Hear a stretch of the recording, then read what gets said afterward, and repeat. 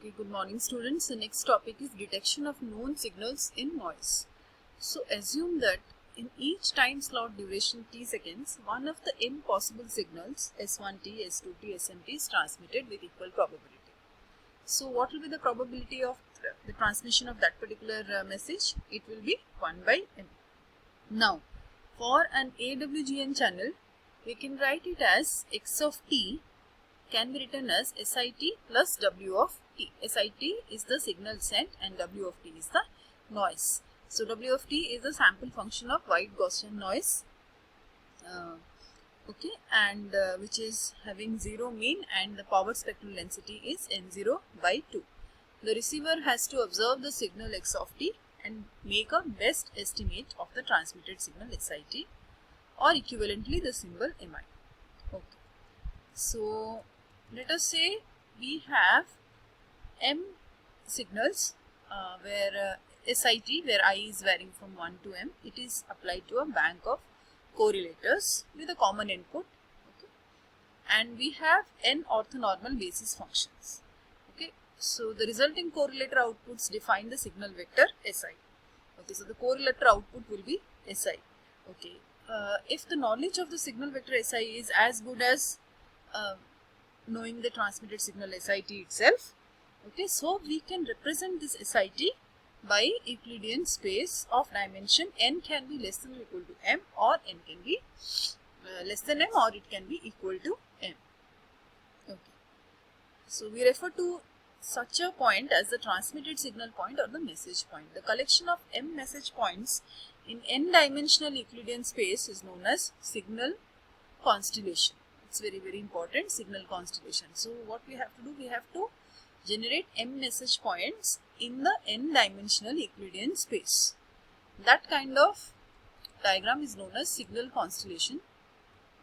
Okay, so what we do here, we have this x. X is the output of the correlator, which can be written as Si, okay, plus W, where W is the noise vector, okay, Si is the signal vector.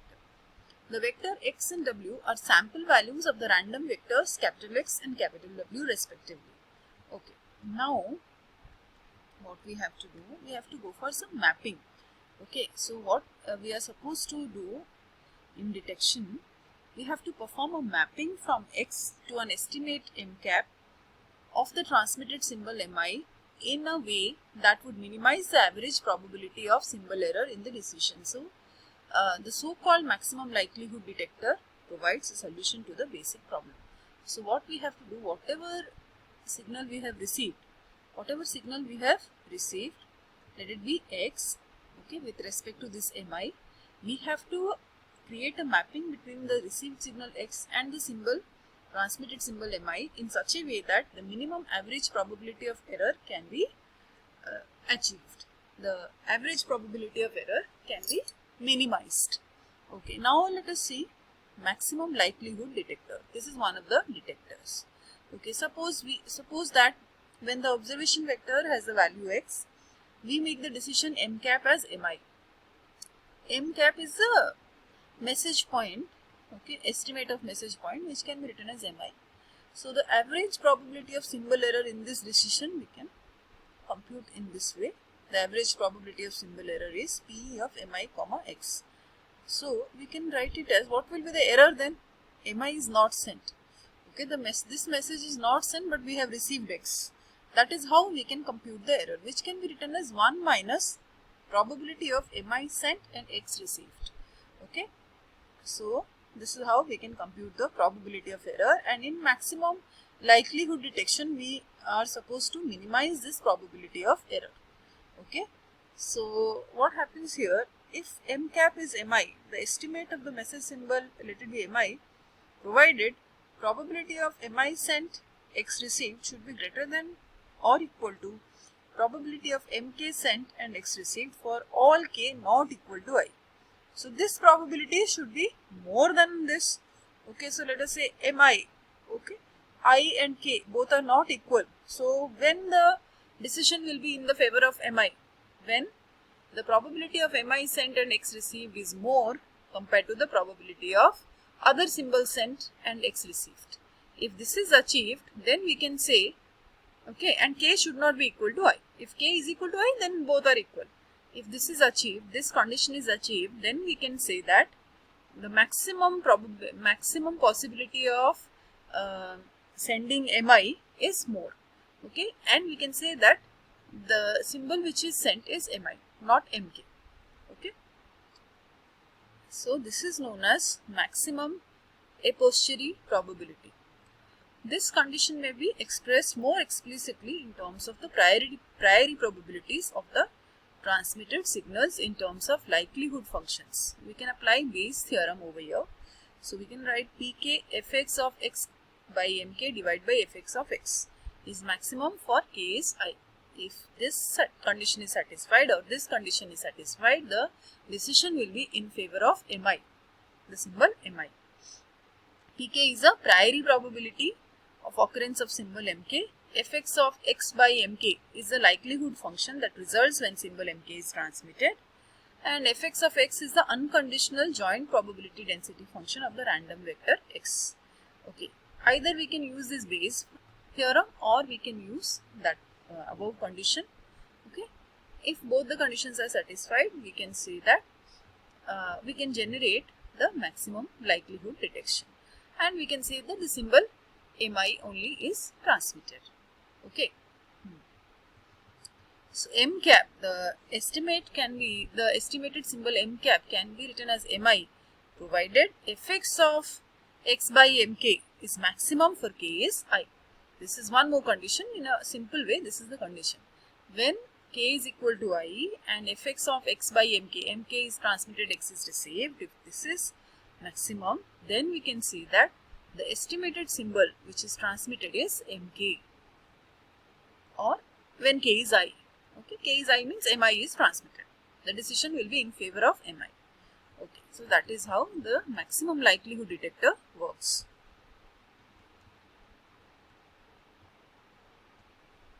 A lot of conditions are there. We can use this logarithmic condition also. Ln of fx of x mk is maximum for k is I. Okay, we can use logarithmic functions to go for the detection, maximum likelihood detection. Now this is the formula for fx of x by mk, which we have done earlier also. Pi n naught to the power minus n by 2 e power minus 1 by n naught, where n naught is a noise power, j is 1 to n, xj minus skj square, where k is 1 to m. Okay, so this is how we find out, okay, the maximum likelihood function. Then the corresponding value of the metric is therefore ln. We can take ln. If we take ln, then definitely this multiplication will become addition. So it will be minus n by 2 ln of pi n naught minus 1 by n naught. Then j is 1 to n, xj minus skj square. Okay, because ln and exp will cancel. Okay, log e power x becomes x. So that's what they have done here.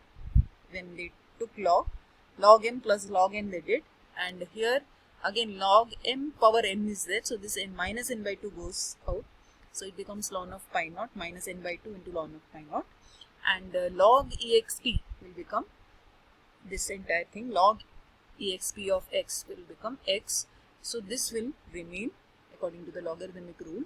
So minus 1 by n naught, j is 1 to n, xj minus skj whole square, where k is varying from 1 to m. This is a constant term, so we can ignore that constant term also. So this is the condition where the vector lies inside the region Zi, okay, the decision region Zi, provided this minus 1 by n naught, j is 1 to n, xj minus skj whole square is maximum for k is I. If this is the case, then the decision will be in favor of the vector x. So when we are computing this j is 1 to n xj minus skj square, this is otherwise known as the distance between x and sk. X is the received signal vector, the vector of received symbols. Sk is the set of transmitted symbols. Okay, and this is the distance between the received signal point and the message point. Okay, we can call it norm square. Okay, so x minus sk is the distance between the received signal point, received signal point is x and the transmitted signal point is sk. That is the distance. Okay, so we are finding our distance over here. So it is minimum, x minus sk is minimum for k becomes equals to I. Okay, so we can open the bracket. J is 1 to n xj minus skj whole square can be written as j is 1 to n xj square minus 2 times this plus this. Okay, so the first summation term is independent of the index x, index k, and may therefore be ignored. The second summation term is the inner product of the observation vector x and the signal vector sk. Third summation is the energy of the transmitted signal skt. Accordingly, a decision rule equivalent to the equation can be written as vector x lies inside the region zi provided j is 1 to n xj skj minus half, okay, ek. This is known as energy of the transmitted signal. Okay, so if it is maximum for k is I, where ek is the energy of the transmitted signal skt, if this is satisfied, okay, so we can say that, okay, that is the condition of maximum likelihood. Okay. This is the probability of error we can calculate. So in maximum likelihood, what we have to do, we have to calculate the probability of error and we have to minimize the probability of error. And we need to calculate the distance between the signal vector and the observation vector. Okay. So the next topic is correlation receiver.